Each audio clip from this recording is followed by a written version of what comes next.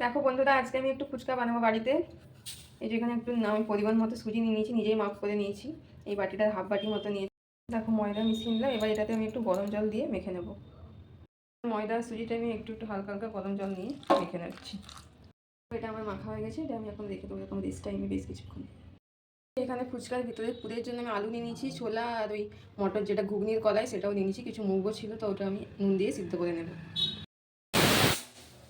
এই দেখো, এখানে আমি টক জলের জন্য মানে ফুচকার জলের জন্য আমি কাঁচা লঙ্কা নিয়েছি, আমলা নিয়েছি, একটু আদা, ধনে পাতা। তোমরা পুদিনা পাতাও দিতে পারো, পুদিনা পাতা আমার কাছে এই মুহূর্তে নেই। এগুলো আমি মিক্সিতে একসাথে বেটে নেব। এরকম চাটনিটা বাটা হয়ে গেছে। এবার একটা বাটিতে আমি ঢেলে নেব। এর সাথে আমি একটু জল মিশিয়ে দেবো। এবার এতে একটু বিট নুন দেবো, একটু জিরে গুঁড়ো দেবো, আর একটু পানিপুরি মশলা দেবো। এটাকে এখানে বিট নুন নিয়েছি, এবার একটু জিরে গুঁড়ো নেব, আর এই যে পানিপুরি মশলা নেব।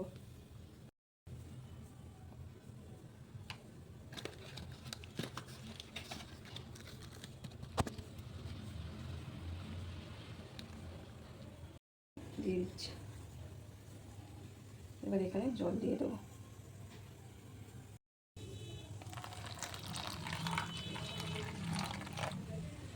এখানে পুরির জন্য আলু আর এগুলো সিদ্ধ হয়ে গেছে। এবার এখানে আমি মশলাগুলো দিয়ে দেবো। আর এখানে কিছু পেঁয়াজ কুচি, লঙ্কা কুচি, মূলো কুচি, একটু ধনে পাতা, একটু শসা নিয়েছি। এগুলো এখানে মিক্স করে নেব। এখানে মশলাতে আমি একটু বিট নুন, একটু পানিপুরি মশলা আর জিরে গুঁড়ো দিয়ে দিচ্ছি।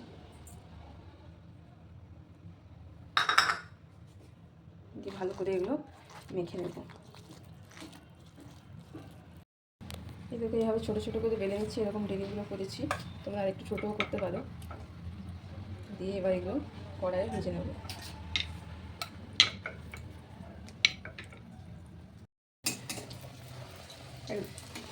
এটা একদম সুন্দর ফুলছে। এগুলো এরকমভাবে লাল লাল করে ভেজে নিতে হবে।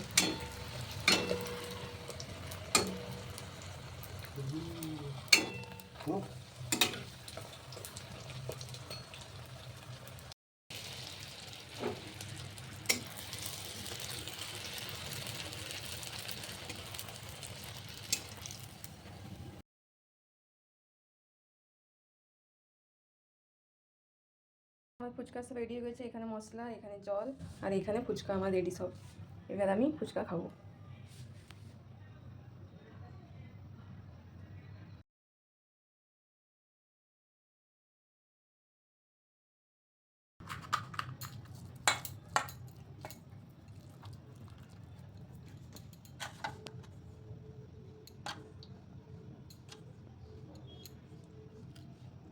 তোমরাও বানিও, কেমন লাগলো জানিও ফুচকা।